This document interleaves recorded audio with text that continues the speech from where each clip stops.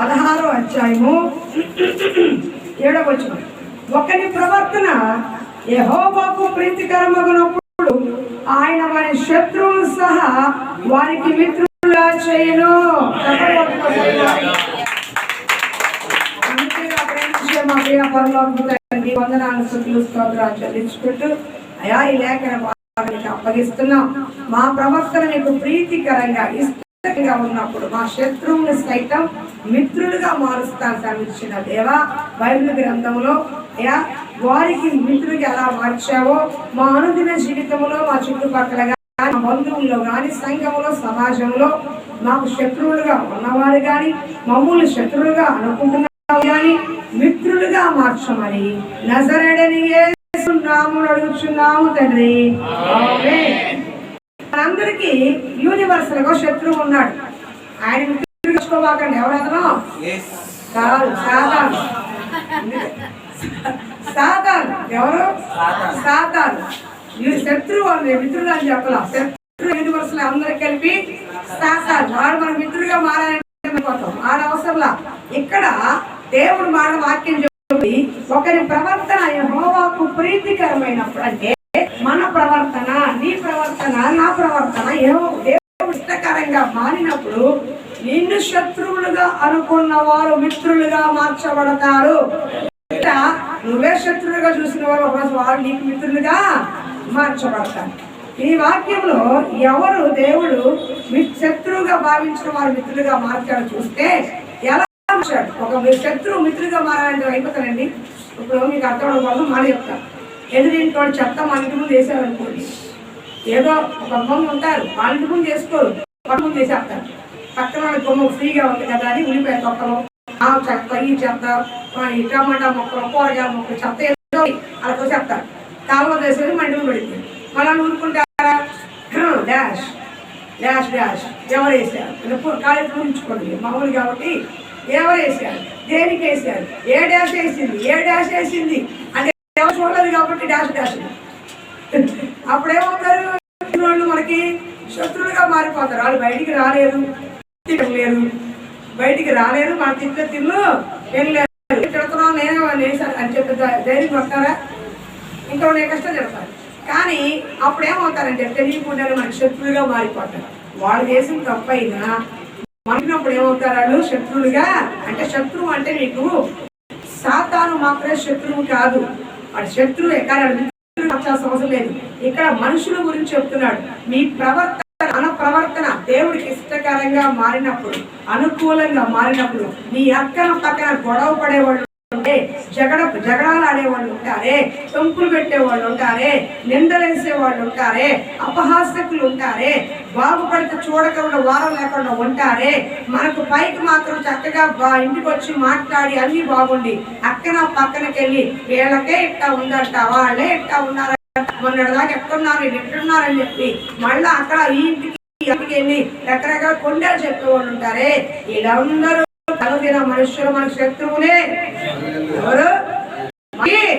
మనుషుల్లో ఉన్న శత్రువులు. ఇప్పుడు మనకి ఎదురింటి వాళ్ళతో గొడవ, పక్కింటి వాళ్ళతో గొడవ, ఆ పక్కనతో గొడవ అయింది అనుకోండి, నెమ్మది మనకి. మనుషులైనా మనము మనుషులతో సహజీవనం చేస్తాం. ఉన్నా లేకపోయినా ఎదురింటి వాళ్ళతో మాట్లాడతాం, పక్కింటి వాళ్ళతో మాట్లాడతాం, బయటకు వస్తారు మీరు కూర్చుంటే ఎవరో ఒకరితో మాట్లాడతాం. అంటే మానవులైన మనము మనుషుల యొక్క స్నేహాన్ని, మనుషుల యొక్క సహజీవనాన్ని, మనుషుల యొక్క బంధాలని, ప్రేమల్ని, మంచి మాటల్ని కోరుకుంటున్నాం. మన జంతువులం కాదుగా, మనుషులం కాబట్టి మనుషుగా ప్రేమ, ఆప్యాయత, మంచి పలుకులు, ధైర్యపరిచే ప్రోత్సాహం. కానీ ఎప్పుడైతే మనకి ఒకవేళ మనం లేదా మన ఎదురింట్లో ఉన్నవాళ్ళు కానీ కొంతమందికి ఎవరో పడరు, వాళ్ళతో మాట్లాడరు, వీళ్ళతో మాట్లాడరు, అంటారు, ముట్టరు, ఇంకా వేయరు. వాళ్ళు ఎవరితో మాట్లాడరు, ఇంట్లోనే ఉంటారు. వాళ్ళు ఎవరితో కూడా మాట్లాడరు. ఎందుకంటే ఎవరితో మాట్లాడిన జగడాలు. ఒక్కొక్క వీధిలో కొంతమంది చూస్తాను, సాక్ష్యాలు వింటాను. అమ్మో వాళ్ళ నోట్లో నోరు ఎట్లా అంటారు. ఎందుకంటే ఆ నోరు ఇప్పినాడు గంట 2 గంటలు ఇంకా తిట్టినట్టే ఉంటుంది. వీళ్ళు మానేస్తారు, వీళ్ళు పనులు మాట్లాడారు, కానీ ఆవిడ మాత్రం అదే పనిలో ఉంటుంది. అలాంటి వాళ్ళ జోలికి ఆవిడ ఆ సందు మొత్తానికి ఆవిడ ఏం మారింది? శత్రువుగా మారింది. మీకు అర్థమవుతుందా? ఆవిడ ఏం మారిపోయింది? శత్రువుగా మారింది. అలాంటి శత్రువులుగా మనం ఉన్నామో, లేకపోతే మన ఇరుగు పొరుగు వారు ఉన్నారో, మన బంధువుల్లో ఉన్నారో, మన స్నేహితుల్లో ఉన్నారో, మన నమ్మిన వారిలో ఉన్నారో తెలియదు. కానీ ఈరోజు దేవుడు నీకు ఇచ్చిన మాట ఒకటి, నీకు శత్రువుగా భావించిన వారు, నిన్ను శత్రువు మేలే చేశావు, మంచిగా చేస్తావు, అయినా సరే నిన్ను శత్రువుగా భావించిన వాళ్ళు ఎవరైనా ఉంటే ఈ రోజు ఆ శత్రుత్వం పోయి ఈ రోజు మొదలుకు మీరు మంచి మిత్రులుగా ఉండబోతున్నారు, మంచి బంధువులుగా ఉండబోతున్నారు, మంచి రక్త సంబంధికులుగా ఉండబోతున్నారు, మంచి స్నేహితులుగా ఉండబోతున్నారు. ఇప్పుడు ఒకని ప్రవర్తన యెహోవాకు ప్రీతికరమైనప్పుడు దేవుడు శత్రువుని మిత్రులుగా ఎలా మారుస్తాడు? అలాంటి శత్రువులు మనకు మిత్రులుగా మారాలంటే మనం ఏం చేయాలో లేఖన భాగాలు క్లుప్తంగా మనం తెలుసుకుని దాని ప్రకారం చేయండి. ఇప్పుడు మీకు కళ్ళు మూసుకుంటే, కళ్ళు మూసుకోకుండా అసలు మీ శత్రువు ఎవరో మీ మనసులో అనుకోండి. ఎవరైనా సరే నీకు శత్రువుగా ఎవరు భావిస్తున్నావు? రోజు నేను తిట్టేవాడిని, లేదా ఎగ్గొట్టేవాడిని, లేదా అకారణంగా ఏదో చెప్పేవాడిని, అసలు ఎవరు నీ శత్రువు అని భావిస్తున్నావో వాళ్ళ రూపాన్ని మొహంలో పెట్టుకోండి, మీ ముందు పెట్టుకోండి. మరి చెప్పకండి, ముందు పెట్టుకోండి, చెప్తే బాగుండదు. అర్థమవుతుందా? నా శత్రువే లేరని వాళ్ళు ఎవరు అనొద్దు. శత్రువు అంటే తెలుసా? ఎవరి మీద ఒక మనిషి నచ్చకపోవడమే శత్రువు, ఒక మనిషి పడకపోవడమే శత్రువు. శత్రువు అంటే ఎవరో కాదు, మనకు అన్యాయం చేసి మన డబ్బు దోచుకోవడమే కాదు, మనల్ని ఏదో ముంచేసుకోవడమే కాదు, చీట్లేసి ఎత్తుకోవడమే కాదు. శత్రువు అంటే నీ బాగోగులు చూడలేని వాడు శత్రువే, నీ మంచి చూడలేని వాడు శత్రువే, నీ మీద నిందలు మోపేవాడు శత్రువే, నేను అకారణంగా అంటున్నవాడు శత్రువే. అలాంటి శత్రువులు ఇరుగు పొరుగులో కానీ, నీ ఇంటిలో కానీ, బంధువుల్లో కానీ, ఉద్యోగంలో స్థలంలో కానీ, వ్యాపార స్థలంలో కానీ, నీ ఇంకెక్కడైనా సరే ఉంటే వాళ్ళ ముందు పెట్టుకో. ఈ రోజున ఆ శత్రువే ఒకరోజు నీకు మిత్రుడిగా మార్చబోతున్నాడు. ఎంతకాలం పగలు మనకి ఎందుకంటే పగలో ప్రతీకాలు మా ఇంట్లో పగలో ప్రతీకాలు పెట్టుకోవడానికి మనకెందుకు? ముందే ఒక జీవితం, ఎన్నాళ్ళు ఉంటామో తెలియదు. ఉన్నంతకాలం హ్యాపీగా ఉండండి. ఒకవేళ మాటలు వస్తాయి, విభేదాలు వస్తాయి, కానీ అవి ఎల్లకాలం శత్రుత్వంగా పగగా మార్చుకోకూడదు. కోపాన్ని పగగా మార్చుకోకూడదు. కోపం పగగా మారితే సాతాను ఏలుబడి చేస్తుంది. సాతాను ఏలుబడి చేస్తే మన కుటుంబం అస్తవ్యస్తంగా మారిపోతుంది. కాబట్టి ఈరోజు శత్రుత్వానికి ఫుల్ స్టాప్ పెట్టండి. ఒకవేళ ఆయాసకరంగా ఉందో, ఎవరో నిన్ను మాట్లాడి బాధ పెట్టారేమో, ఎవరో అకారణంగా నిందలు మోపారేమో, ఎవరో అకారణంగా నిన్ను ఏదైనా అన్నారేమో, ఏదైనా చేశారేమో, అవన్నీ కూడా ఈ రోజున దేవుడి యొక్క ప్రేమతో క్షమించి చూడు. నీకు అద్భుతం జరగకపోతే అప్పుడు ప్రేమతో క్షమించు.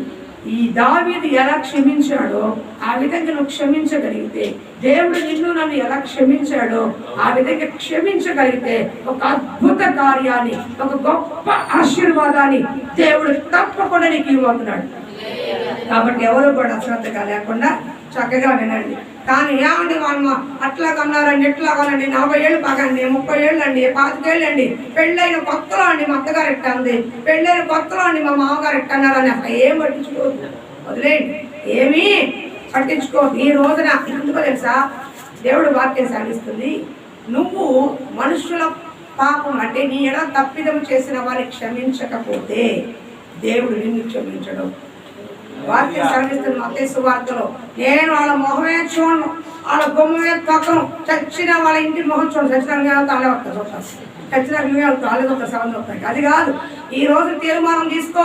నీ క్షమాపణ లేని బుద్ధి, నీ క్షమాపణ లేని గుణము, నీలో ఎక్కడో అంతరంగంగా ఉన్న పగ, అంతరంగంలో ఉన్నటువంటి వేదన, అంతరంగంలో అన్న మాటలు గాయంగా మారి, పగంగా కోపంగా మారి, అట్లాగే గూడు కట్టుకునే పిచ్చు గూడులాగా ఈ రోజు తీసి పక్కన పడే ఒక అద్భుతం ఆశీర్వాదం దేవుడు తప్పకుండా నీకు ఇవ్వబోతున్నాడు. నీ ఆశీర్వాదానికి, నీ కుటుంబానికి, నీ బిడ్డలకి అడ్డుగా ఉండే ఏ పగ ప్రతీకారం నీకొద్దు. దేవుడే క్షమించాడు. ఆఫ్టర్ నువ్వు నేనంత అని అనుకుని ముందుకు వెళ్దాం. ఎవరు ఏం చేశారో నేను గమగా చెప్పా. 7:30 అయిపోతుంది టైము. 8 మోకాలు ముగించే ప్రయత్నం. 1వ సమూయేలు గ్రంథము చూద్దాం. లేఖన భాగం బాగా అండర్లైన్ చేసుకోండి. దేవుడు చెప్పిన మాట, నీ శత్రువుని నేను మిత్రుడిగా మారుస్తాను, నీ శత్రువు నేను మిత్రుడిగా మారుస్తాను. ఎన్నాళ్ళో కోల్పోయిన బంధుత్వం, ఎప్పుడో తెగిపోయిన రక్త సంబంధం, వివాహ జీవితం, వైవాహ జీవితం, భార్యాభర్తల్లో కానీ, కుటుంబాల్లో కానీ, ఉద్యోగ వ్యాపార స్నేహితుల్లో కానీ ఏ శత్రువు అని నువ్వు బాధపడుతున్నావో ఆ వ్యక్తిని, ఆ కుటుంబాన్ని, ఆ కార్యాన్ని నీకు మిత్రునిగా అనుకూలంగా దేవుడు మార్చబోతున్నాడు. నమ్మిన వాళ్ళు చెప్పండి కొట్టారు.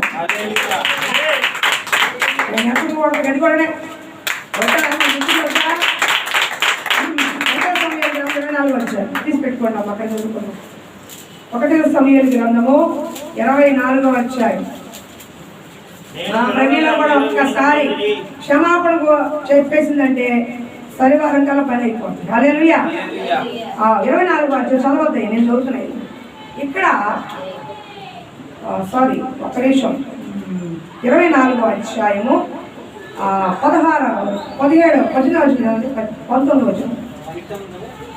19 వచనం. 24, 19. నువ్వు నాకంటే నీతిపరుడవు. అబ్బా 24 1 సమూయేలు 24వ అధ్యాయం 19 వచనం చదువుతున్నా.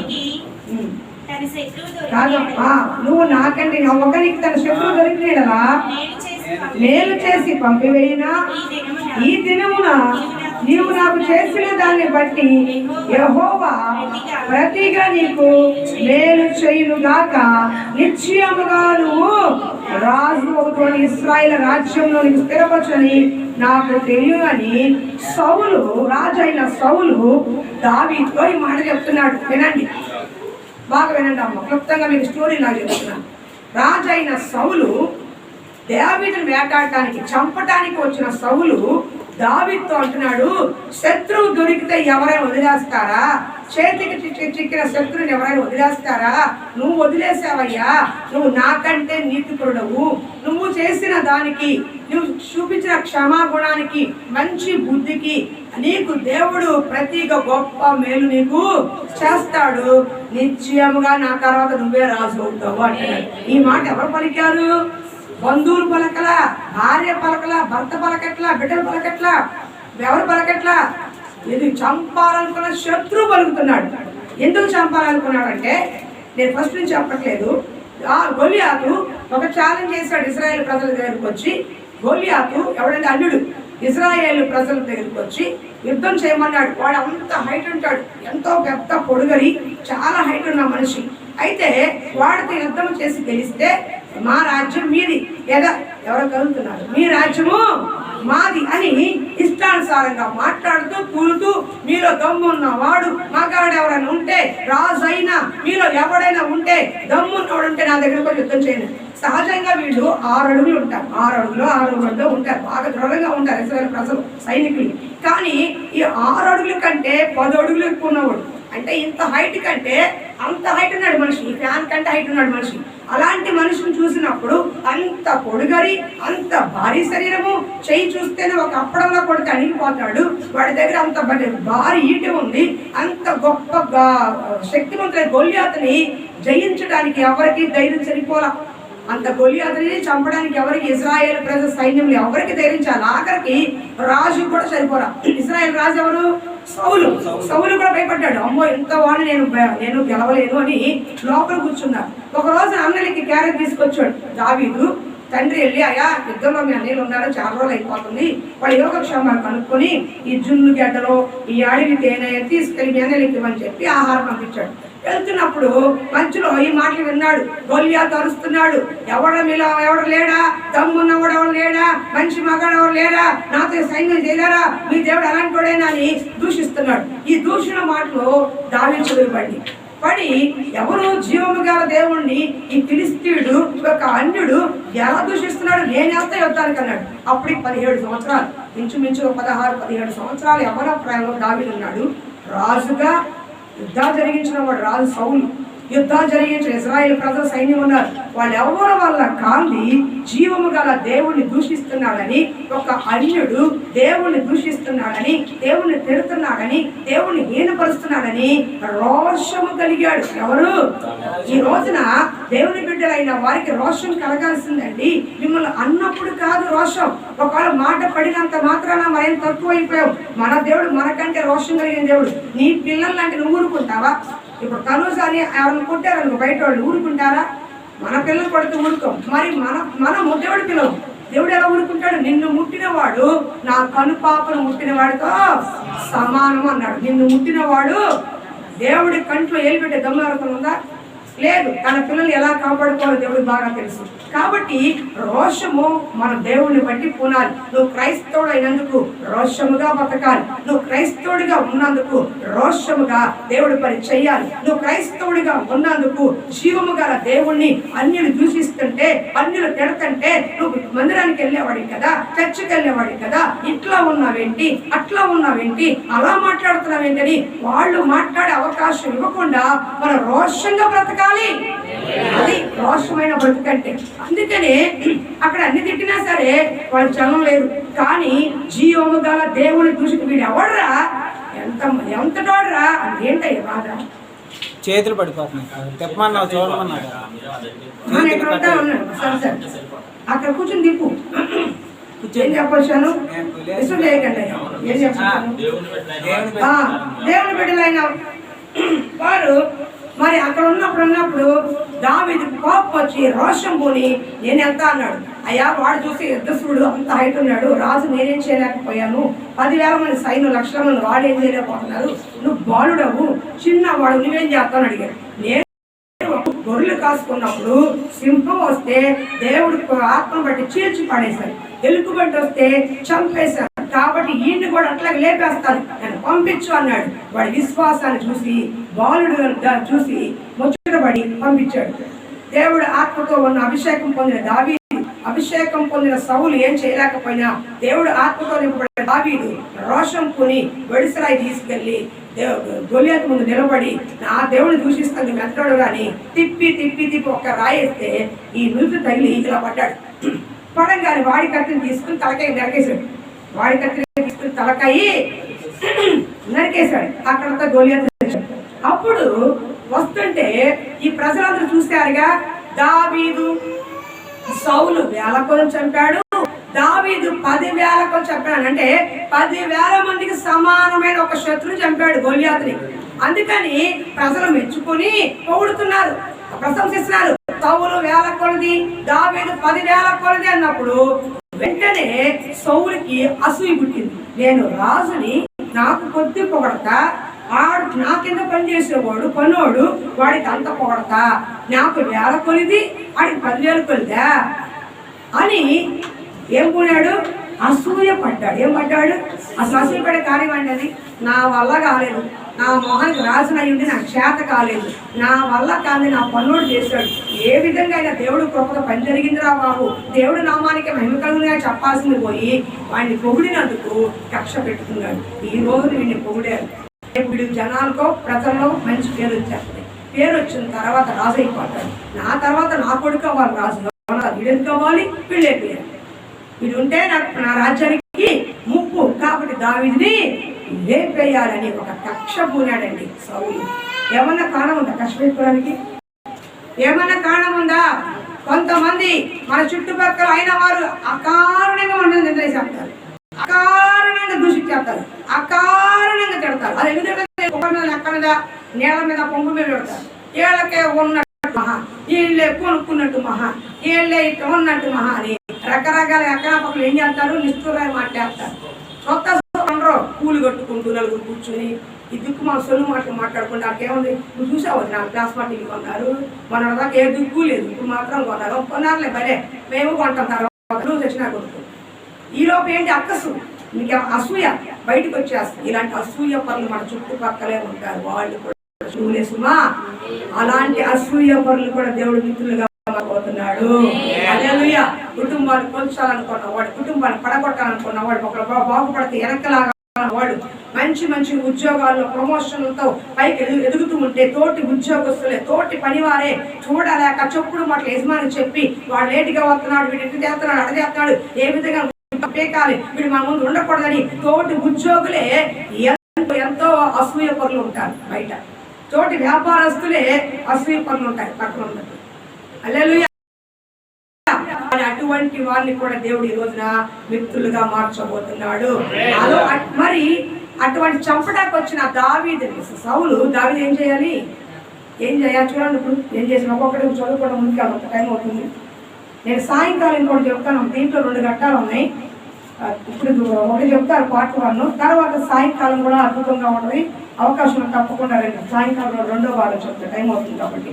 24 సౌలు ఫిలిష్తీయుల తరుముట మాని దిగిరాగా దావీదు ఎంగేది అరణ్యం అందున్నాడని వర్తమానం వచ్చింది. అప్పుడు సౌలు ఇశ్రాయేల్ అందరిలో నుండి 3000 మందిని ఏర్పరచుకుని వచ్చి కొండ మేకలకు వాసములకు శిలాపర్వతమైన దావీదుని అతను జనులు ఎదురుగా బయలుదేరారు. ఇది చూడండి, అనకూడదు కానీ ఎంత దుర్మార్గుడు. మేలు చేసిన వాడు కీడు చేస్తున్నాడు. దావీదు మేలు చేసా కీడు చేశాడా? నువ్వు చెయ్యలేని పని దావీదు చేపించి వేశాడు. నువ్వు చేయలేని పని దావీదు చేశాడు. అలాంటప్పుడు ఎంత కృతజ్ఞత కలిగి ఉండాలి, ఎంత ఎంత అతని పట్ల ఎంత విశ్వాసం కలిగి ఉండాలి, ఎంత గౌరవం కలిగి ఉండాలి. ఈ రోజున అది పోయి నీకంటే మాకు గొప్ప పేరు వస్తుందని చెప్పి 3000 మంది తీసుకెళ్ళాడంట. ఒక రాజు ఒక అనామకుని తరవటానికి, చంపటానికి రాజ్యాన్ని వదిలేశాడు, పెళ్ళంబేడలు వదిలేశాడు, రాజ్య పనులు వదిలేశాడు, రాజ్యాధికారం పక్కన పెట్టాడు, ఒక మెట్టు దిగిపోయాడు. ఎప్పుడైతే ఉండవలసిన స్థానంలో రాజు సింహాసనం మీద ఉండకుండా అరణ్యాబడి తిరిగాడో అప్పుడే రాజు పోస్ట్ పాయే. మీకు అర్థమవుతుందా? శత్రువు ఉన్నాడు అనుకో, ఎవరు పంపించాలి? ఒకరి కోసం ఎవరు పంపించాలి? సైన్యాన్ని పంపించాలి. లేదా కొందరు పంపించు, ముందు అక్కడేగా, ఎక్కడో పట్టుకురంటరా, ఇక్కడ లేపి అక్కడని చెప్పాలి. ఒక దావీదు కోసం సౌలు సింహాసనం దిగాడు. దిగి అసూయ చేత ఎలాగన్నా చేత చంపాలనుకుని 3000 మందిని అంటారు. అంతమందిని ఈడికి పేడం లేదు, వాళ్ళకి అవసరం లేదు. కొంపలు అన్నీ వదిలేసి రాత్రి పగలు దావి ఎక్కడే సరిపోయింది. ఎనిమిది అరణ్యంలో ఉన్నాడని తెలిసినప్పుడు వచ్చాడు. 3000 మంది సైన్యాన్ని వేసుకుని అరణ్యానికి వచ్చాడు. దావీది కనపడలా, కానీ దావీదికి సౌలు కనిపించాడు. సౌలు ఇక్కడికి వచ్చాడని విషయం దావీదుతో కూడా ఉన్నాడు తెలిసింది. తెలిసినప్పుడు ఎలాగైనా సరే మాట్లాడాలనుకున్నాడు. తిరిగి అలసిపోయి ఒక డేరాలో పడుకున్నాడు. ఎవరు? సౌలు పడుకున్నాడు. బాగా వినండి, సౌలు పడుకున్నాడు. మంచి గాఢ నిద్ర. సౌలుతో ఉన్న అందరూ పడుకున్నారు, అలసిపోయారు. తిరిగి కొండలో గుట్టలు ఎక్కినప్పుడు ఇప్పుడు మరొక కొండ ఎక్కామనుకోండి, ఎక్కి దిగంగా ఇంట్లోకి వచ్చి ఏం చేస్తారు? కాళ్ళు నొక్కుంటారు. ఎందుకని? అంత ఎత్తు కొండ ఎక్కాం కదా, కాళ్ళు విపరీతం నొప్పులు పడతాయి. మరి ఎంతమంది కొండల కొట్టలు ఎక్కుతున్నారు కదా, ఏడకొట్ట నొప్పులు వచ్చేసి అలసిపోయి పడుకుని పోయారు. ఇదే అదననుకుని దావీదుతో ఉన్న పరివారం వచ్చి సౌలు గాఢ నిద్రలో పడుకున్నాడు. చూడండి ఆ మాట చూడండి ఒకసారి.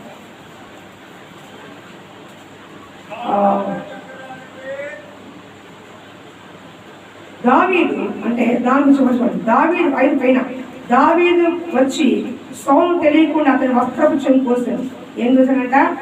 వస్త్రపు చెంగు కోసాడు. సౌలు పై వస్త్రం తాను కోసినని దావీదు మనస్సు నొచ్చి, ఇతడు యెహోవా చేత అభిషేకం నొందినవాడు కనుక యెహోవా చేత అభిషిక్తుడైన నా ప్రభువులకు నేను కార్యము చేయను, ఇతను యెహోవాను బట్టి ఇతను నేను చంపునని చెప్పాడు. నేను అర్థం కూడా చెప్తున్నా. గాఢ నిద్రలో ఉన్న సౌలు దొరికిపోయాడు.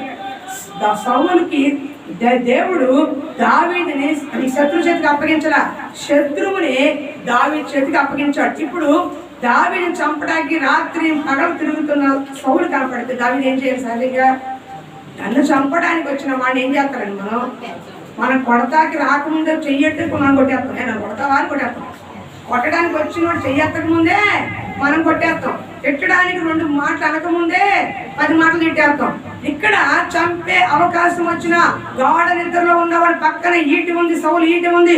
ఒక్క పోటు పొడిస్తే భూమిలోకి తెగబడి చచ్చేవాడు. వాళ్ళ పక్కన అంటున్నారు, ఇదిగో నీ శత్రువు దేవుడు నీకు అప్పగించాడు, పొడి చంపే అంటున్నాడు. కానీ దావీదు మహారాజు చక్కని మాట అంటున్నాడు, యెహోవా చేత అభిషేకం పొందిన సౌలు నేను చంపను, పగ తీర్చుకుంటా నా పని కాదు, దేవుడు పని అతను అని వస్త్రం చెంగు. అంటే ఈ అంచు రాజుకి వస్త్రం ఇలా ఏలాడుతూ ఉంటాయి కదా, ఈ అంచు కోసుకున్నాడు. అంటే నేను వచ్చి నేనేం చేయకుండా వెళ్ళిపోయానని చెప్పడానికి ఈ వస్త్రం చెంగు కోసుకున్నాడు, కోసి తీసుకెళ్ళాడు. ఈ వస్త్రపు చెంగు కోసినందుకే దావీదు మనసు వచ్చిందంట. అంటే బాధపడ్డాడంట. ఒక రాజు ఒక వస్త్రం చెంగుని కోసేసాని అభిషేకం పొందిన దైవ సేవకుడు, ఎవరతను సేవకుడే, అభిషేకం పొందిన రాజు సేవకుడు కూడా. అలాంటిది అతన్ని నేను ఈ విధంగా చేశానని ఆ చిన్న పనికే తను తరుముతున్నాడు, తను చంపాలని చూస్తున్నాడు. ఇక్కడ దొరికితే అక్కడ ముక్కలు నరికేసం తెలుసు. కానీ తన శత్రువు తన ముందు కనబడినా, తన కళ్ళ ముందే ఉన్నా హాని చేయకుండా క్షమించి దావీదు వెళ్ళిపోయాడు. క్రైస్తవులు దేవుడు ఒక శత్రువు మిత్రువుగా మారాలంటే ఆ శత్రువును తిట్టినంత కాలం మిత్రుడుగా మారడు. ఆ శత్రువుని నువ్వు లోపల పగపెట్టినంత కాలం మిత్రుడుగా మారడు. ఒక మెట్టు దిగాలి, అవకాశం ఉంటే ఆ ఇంటికి వెళ్ళాలి, అవసరమైతే ఒక చిన్న బహుమానం 4 పళ్ళు తీసుకుని వెళ్ళి పలకరించే ఏర్పాటు ఉండాలి. శత్రువును కూడా దేవుడు మిత్రుగా మారుస్తాడండి. ఒకని ప్రవర్తన యెహోవాకు ప్రీతికరమైతే అండర్లైన్. దావీదు ప్రవర్తన దేవుడికి ఇష్టమైంది. సౌలును చంపేస్తుంటే దావీదుకి సౌలు తేడా ఉండేది కాదు, కానీ అభిషేకం పొందిన సౌలు నేను చంపను. అభిషేకం పొందిన సేవకుని తొందరపాటుతో నోటి మాటలతో దూషించకూడదు. దావీదుని హింస పెడుతున్నాడు, దావీదుని చంపాలనుకుంటున్నాడు, దొరికితే చంపేస్తాడు. తెలిసి కూడా తన శత్రువు ఎదురుగా కనపడిన అభిషేకం ఈ సౌలు నేను చంపను. ఎందుకో తెలుసా? అభిషేకించింది ఎవరు? దేవదేవుడు. సౌలును అభిషేకించింది, దావీదుని అభిషేకించింది ఎవరు? దేవదేవుడు. ఈ రోజున మీ కుటుంబాల్లో అభిషేకం పొందిన దైవ సేవకులు తోలనాడితే, అభిషేకం పొందిన దైవ సేవకులు కించపరిస్తే, అభిషేకం పొందిన దైవ సేవకులు బాధపడేలాగా నొచ్చుకునేలాగా మీరు మాట తీరు మీ ప్రవర్తన ఉంటే అది దేవుని దృష్టికి మంచిది కాదు సుమా. మీ మిత్రులు కూడా శత్రువులుగా మారుతారు. దేవుడే నీకు శత్రువుగా మారుతాడు. ఎవడన్నా శత్రువుగా ఉంటే దేవుడా అని మొరపెడతాం. దేవుడే నీకు శత్రువుగా మారితే ఎవరి దగ్గరికి వెళ్తావు?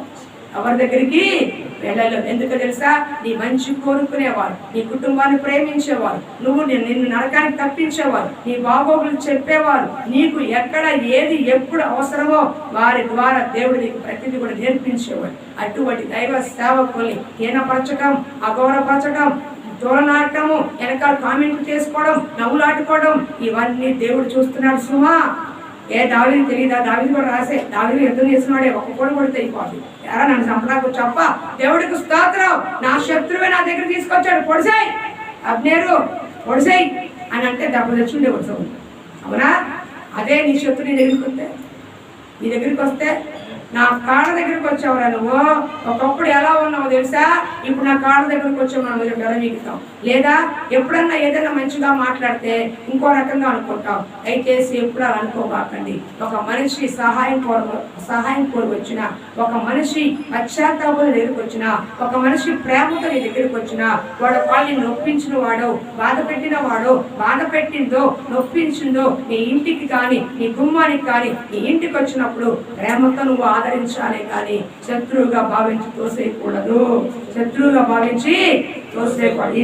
చూపిస్తున్న పాఠం, సౌలు దావీదుకి అనుకూలంగా ఉన్నాడు, దగ్గరే ఉన్నాడు. కత్తి కూడా, ఈటి కూడా దగ్గరే ఉంది, పొడి చేస్తే అయిపోయేది. కానీ శస్త్రం చెంగు తీసుకుని వెళ్ళాడు. వెళ్ళి అటే పెళ్ళి అంటున్నాడు, రాజా. సౌలు లేచాడు. లేచిన తర్వాత సౌలు ఈ కొండ మీద ఉన్నాడు, దావీదు ఆ కొండ మీద, మధ్యలో ఒక లోయ ఉంది. అప్పుడు అంటున్నాడు, రాజా ఇదిగో నీ వస్త్రం చెంగు చూసాను, నా దగ్గర ఉంది అన్నాడు. నాది నీ దగ్గర ఎలా వచ్చింది? నువ్వు నిద్రపోతున్నప్పుడు నేనే నీ వస్త్రం చెంగుని కోసుకొచ్చాను. రాజా, నిన్ను చంపాలనుకున్న వాడినైతే, నీ రాజ్యాన్ని తీసుకున్న వాడినైతే నేను చంపేస్తాను కదా, నిన్నెందుకు వదిలేస్తాను రాజా? నేను నీ కింద పనిచేసేవాడిని, నేను కుక్క లాంటి వాడిని, నన్ను చంపడానికి వస్తున్నావే, నేను ఎంతటి వాడినయ్యా, నేను ఏ పార్టీ వాడినయ్యా, నన్ను చంపడానికి ఎలా వస్తున్నావయ్యా? నీకు నేను హాని చేసేవాడిని కాదని ఇప్పుడైనా తెలుసుకో. నా పక్కనే ఉన్నావు, నా ఎదురుగా ఉన్నావు, చంపే అవకాశం వచ్చినా నిన్ను చంపలేదు. ఇదిగో నీ వస్త్రం చెంగు మాత్రం కోసుకొని తీసుకొచ్చానని దావీదు చెప్పినప్పుడు సౌలు బిగ్గరగా ఏడ్చాడని. చూడండి వాళ్ళు, చూడండి ఒకసారి. హల్లెలూయా. 14 చూడండి. ఇశ్రాయేలు రాజు ఎవరిని పట్టుకొని బయలుదేరొచ్చున్నాడు? ఏ పార్టీ వారిని తరుముచున్నాడు? చచ్చిన కుక్కని కదా, మిన్నలిని కదా. యెహోవా నీకును నాకును మధ్య న్యాయాధిప తీర్పు తెచ్చుగాక. ఆయనే సంగతి విచారించి నా పక్షమున వ్యాజ్యమాడి నీ వశము కాకుండా నన్ను నిర్దోషంగా తీర్చుగాక. దావీదు ఈ మాటలు సౌలుతో మాట్లాడి తలంపుగా, దావీదా, సౌలు అంటున్నాడు, దావీదా నాయనా ఈ పలుకు నీదేనని బిగ్గరగా ఏడ్చాడంట. ఏం చేశాడంట? ఎందుకని?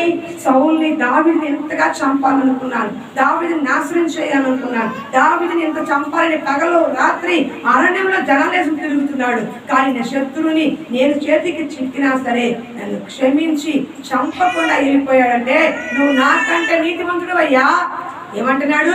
నువ్వు నాకంటే నీతిమంతుడివి. దావీదు అంటున్నాడు, రాజా నీకు నాకు మధ్య దేవుడు ఉన్నాడు, దేవుడే న్యాయం తీరుస్తాడన్నాడు.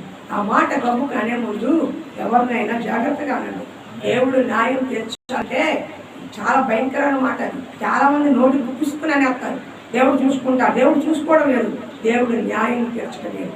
ఎందుకు తెలుసా? సౌలు అన్యాయంగా దావీదుని తరిమాడు. సౌలు అన్యాయంగా దావీదుని మాటలు అన్నాడు. సౌలు అన్యాయంగా దావీదుని బాధ పెట్టాడు. అందుకే దావీదు బాధపడుతూ శత్రువు చేతికి చిక్కిన అవకాశం వచ్చినా చంపకుండా వదిలేసి నీకు నాకు మధ్య దేవుడు న్యాయం. ఎందుకో తెలుసా? నువ్వు అభిషేకం పొందిన రాజు, దేవుడి చేత అభిషేకం పొందిన రాజు, నేను నిన్ను దేవుడు చూసుకుంటాడు అన్నాడు.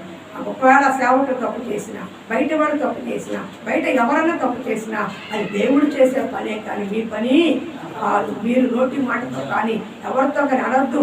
దేవుడు వాళ్ళు అన్యాయం చేశారా, దేవుడు శిక్షేస్తాడు. వాళ్ళు మీకు అన్యాయం జరిగించారా, దేవుడు చూసుకుంటాడు. దేవుడే చూసుకుంటాడు. దేవుడే మాకు న్యాయం చేశాడు. నిజంగానే దేవుడు న్యాయం తీర్చాడు సౌలు ఆ దావీదు పక్షం. ఎలాగో తెలుసా?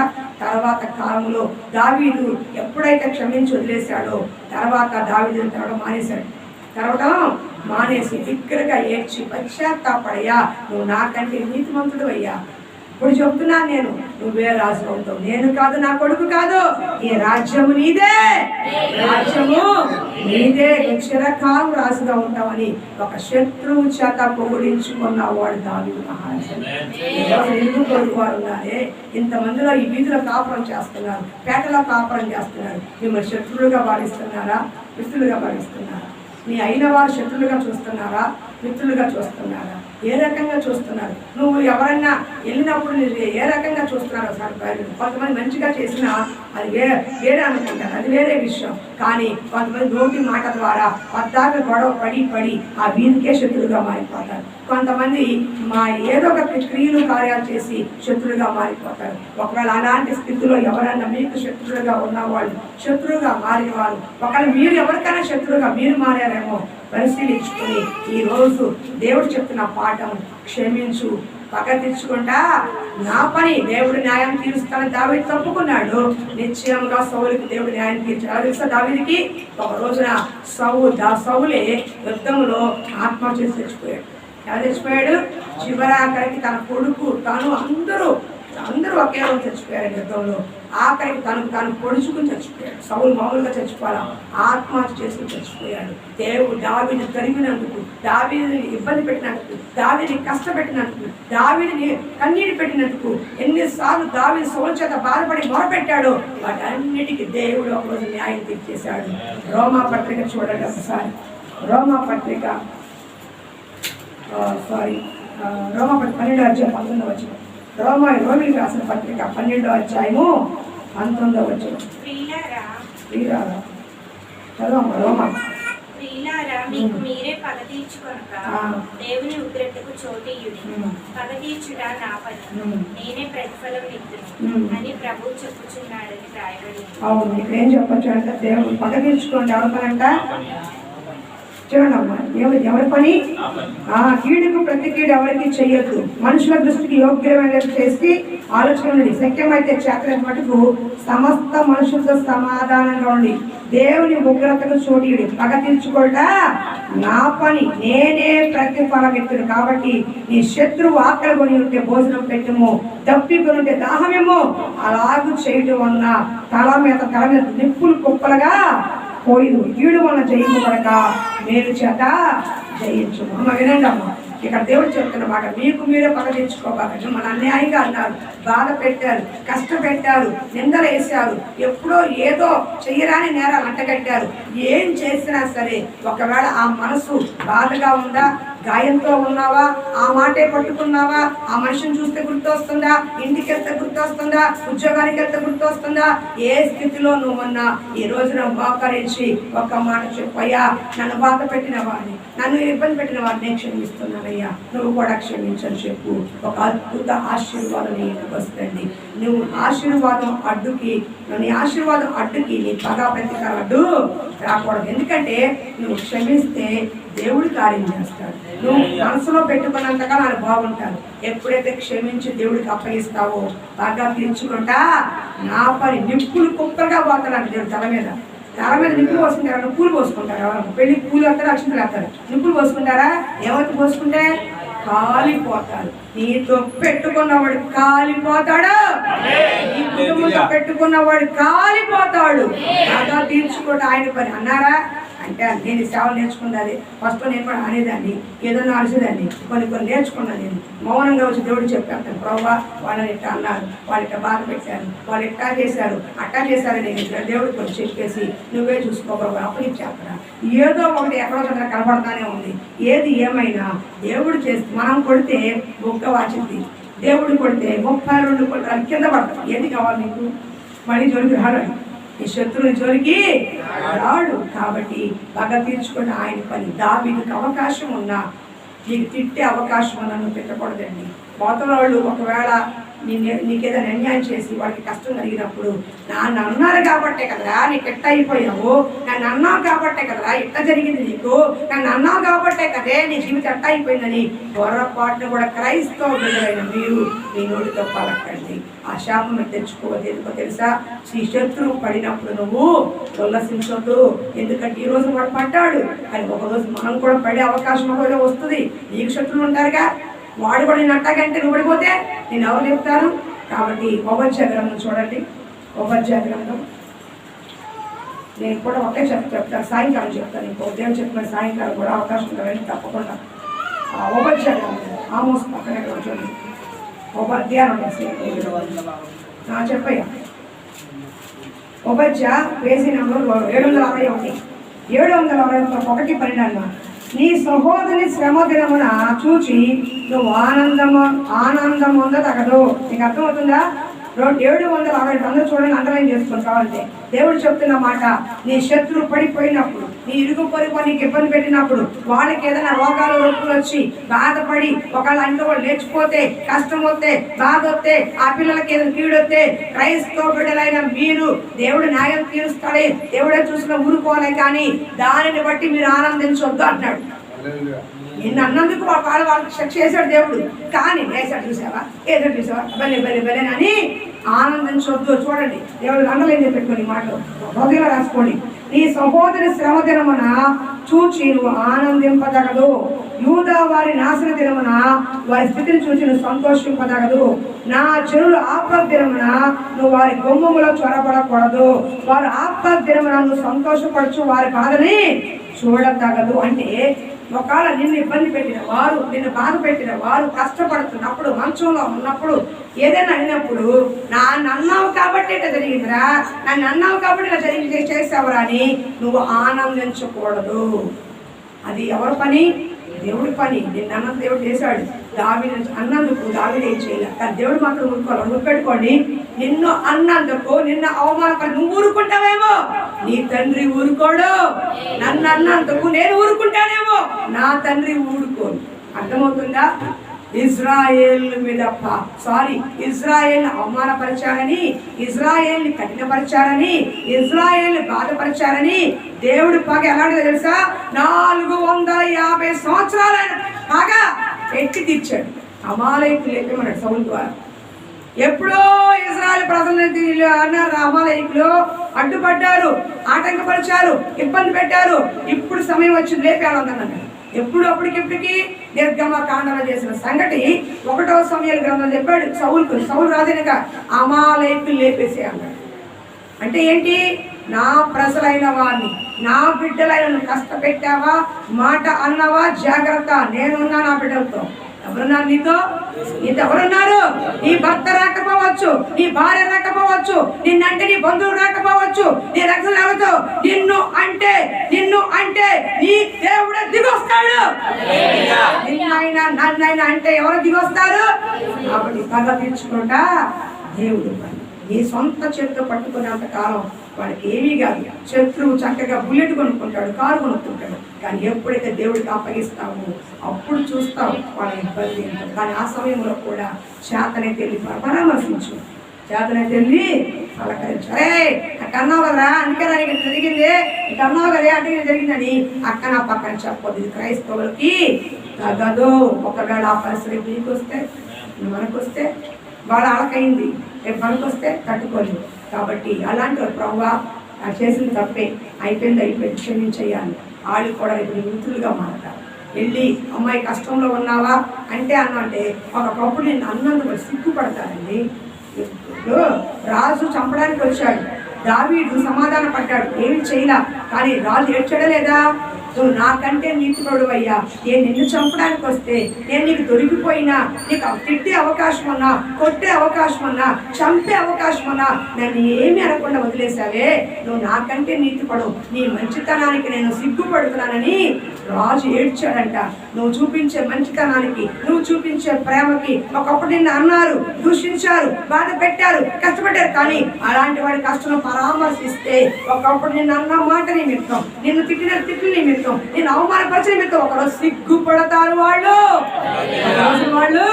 సిగ్గుపడతారు. అది చాలు మనకు. సిగ్గుపడి నీతో ప్రేమగా ఉంటారు. అయిపోయిందిరా అమ్మా, అయిపోయిందిరా మా ఫ్రెండ్ అని చేతులు వేసుకుని మళ్ళా మీరు సహవాసంలో ఉంటారు.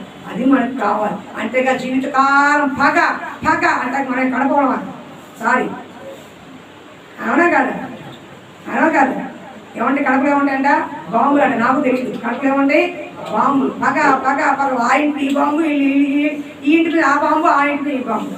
ఎక్కడో బాంబులు వేసుకొని సినిమాలు చూపిస్తారు ఆ టైపు. ఆయనకు వద్దు ఆ పగ ప్రతీకారం. ఈ రోజు తీసుకొని ఒకరి ప్రవర్తన యెహోవాకి ఇష్టంగా నువ్వు మారితే నీ శత్రువుని నీకు మిత్రుడిగా చేస్తాడు. ఎవరు నీకు పెట్టలేదు, ఎవరు నీకు ఇవ్వలేదు, ఎవరు ఏం చెయ్యలేదో వాళ్ళే నీకు ఇస్తారు. మా గౌరీ గుడ్డు వాళ్ళ అత్తగారు ఉన్నారు. ఆవిడ ఒక్కొక్కసారి ఒక పెట్టింది పెద్దలు ప్రశ్న అయినా సరే ఒక ఆఫ్రికా తీసుకెళ్ళి పెట్టు, అత్త నువ్వు తిను, మామ తిను అని చెప్పు. 2 సార్లు 3 సార్లు పెట్టు. 4వసారికి మనుడు మంచోడు అయిపోయాడు, మారిపోయాడు. అరే ఇల్లు అమ్మేసి మనుడుగా ఒక బంగారు గొలుసు చేయించాడు. ఇల్లు అమ్మేసి మనుడుగా బంగారు గొలుసు మా అమ్మాయిగా నాంతాడు. క్షమించా, ఎప్పుడు నువ్వేనా తినేది ఎదవా? పొద్దు నుంచి నా సైది ఇన్నాడు నా శరీరం అంతా నీకు రెక్కల ముక్క చేశాను. నా కూతురికి ఏం పెట్టావరా, నా అల్లుడికి ఏం పెట్టావరా, పెట్టా అని అప్పుడు వస్తుంది. అంత నీకు తీసుకుని అతను బంగారం తీసుకొని ఎప్పుడు నువ్వు తీసుకెళ్ళింది 50 పళ్ళే, కానీ ఆవిడ బంగారం తీసుకోవాలి. నమ్మో, రాసి పెట్టుకో. ఎప్పుడు శత్రువు నీకు మిత్రుడైనప్పుడు. అంతేగాని వచ్చినప్పుడల్లా అన్నావు అనుకో, నువ్వు చూపించేది 5 నిమిషాలే, కానీ అదే ప్రేమ నువ్వు చూపిస్తే నీకు లక్షల్లో అవుతావు. నీకు 10 రూపాయల ఖర్చు, వాడికి లక్షల ఖర్చు. ఏది కావాలి అంటే నేను చెప్పు నిజమండి. మీరు క్షమించి ప్రేమతో మాట్లాడి చూడు. నా అల్లుడు మారాడు, ఒకప్పుడు నా లేడు. అయ్యో నా అల్లుడికి నేను ఏదైనా చెయ్యాలి అయ్యా, ఇదిగో ఇది చేస్తున్నాను, ఇది చేశాను, ఇంట్లో నువ్వు చేసుకొని ఒకరోజు ఆవిడే నీ ముందు కట్ల పెట్టి రాసి పెట్టుకో. దాంట్లో కట్టమత పెట్టింది. ఎప్పుడు నీ మనస్సు మారినప్పుడు, నీ తీరు మారినప్పుడు, నీ బుద్ధి మారినప్పుడు, నీ ప్రవర్తన మారినప్పుడు, అన్నిటికీ మించి నీ ప్రవర్తన దేవుడికి ఇష్టకరంగా ఉన్నప్పుడు నీ శత్రువులు కూడా నీ కాళ్ళములు తీసుకొచ్చి పెడతాడు. అంతకన్నా ఏం కావాలండి? ఎంతకాలం అంటా బాగా బ్రతికరతో ఉండేది ఒక జన్మ, ఒకే ఒక జన్మ. పోతే చీ అనుకుంటారు, లేదా పాపం అనుకుంటారు. దాంట్లో పరవ బ్రతిక మనకెందుకు? అప్పటికే ఆయాసాలు, దగ్గులు, బీపీలు, షుగర్లు, థైరాయిడ్లు, దిక్కుమాల రోగాలు, కడుపుల గడ్డలు, రకరకాల రోగాలతో ఉన్నాం. ఇంకా పగల బ్రతిక రోగాలు మనకెందుకు? అక్కడ పడేస్తాం. ఈరోజు దేవుడు మనకు నేర్పిస్తున్న పాఠం. సౌలు దేవుడిని క్షమించాడు. తన చేతికి చిక్కిన శత్రువుని ఎలా వదిలేశాడు. నీ ఇంటికి వచ్చిన, నీ చేతికి చిక్కిన, నువ్వు అనాలి, ఇంటికి వస్తే ఇన్ని మాటలు మాట్లాడాలి అనిపించినా నువ్వు మౌనంగా దేవుడికి అప్పగించుకో. ఏం చేయాలో దేవుడు చూసుకుంటాడు. కానీ నిన్ను మాత్రం ఆశీర్వదిస్తాడు. నువ్వు వదిలేసినందుకు, నువ్వు తిట్టనందుకు, నువ్వు క్షమించినందుకు నిన్ను అపరిమితంగా ఆశీర్వదిస్తాడు. రాజు దావీదు అప్పటి వరకు సౌలు దగ్గర పనివాడే, కానీ రాజు చచ్చిన తర్వాత దావీదే మహారాజు అయిపోయాడు. దావీదే రాజుగా చక్రవర్తిగా వెళ్ళాడు. సౌలు కుటుంబము అంతకంతకు నీరసం అయిపోయింది. దావీదు కుటుంబం పిల్లలు అంతకంతకు వర్ధిల్లారు. ఎక్కడంత పోదు, నీ పిల్లల పిల్లల పిల్లల ఆశీర్వాదం చూస్తావు. బాగా మంచిది కాదండి, శత్రుత్వం మంచిది కాదు. వదిలే, నొప్పి కలిగిన బాధ కలిగి ఒక విషయం చెప్తా. మనం కూడా ఎవరెవరు అంటాగా, వాళ్ళు కూడా అట్టాగా పెట్టుకుంటే, వాళ్ళు కూడా మనసు అట్టాగా పెట్టుకుంటే ఏమైపోతాం? నీకు ఎప్పటికీ వాళ్ళ గుమ్మ మనం తప్పు మన గుమ్మ వాళ్ళు తప్పరు. పట్టు విడుపు రెండు వైపులా ఉండాలి. మాటకు మన మనుషులతో ఎవరనుకుంటారు, వస్తే పోతా ఉంటాయి, దులిపేసుకోవడానికి గూతున్నాడు దులిపేసి. ముఖ్యంగా క్రైస్తవ బిడ్డలైన మనము దేవుని బట్టి క్షమించాలి. అవకాశం వచ్చినా హాని చేయొద్దు, అవకాశం వచ్చినా కీడు చేయొద్దు, అవకాశం వచ్చినా దెప్పొద్దు, తిట్టొద్దు, ఏం చేయొద్దు. ఇంటికి వస్తే మంచిగా ఇచ్చాయి, భోజనం పెట్టు, పంపించేయి. ఒక రోజు నాకు ఏం చేయలేదు, నీ కడత నువ్వే చూస్తావు. ఆ పని దేవుడు చేస్తే నీకు మంచిది, నువ్వు చేస్తే లోపలే అక్కడ తీసుకుంటావు.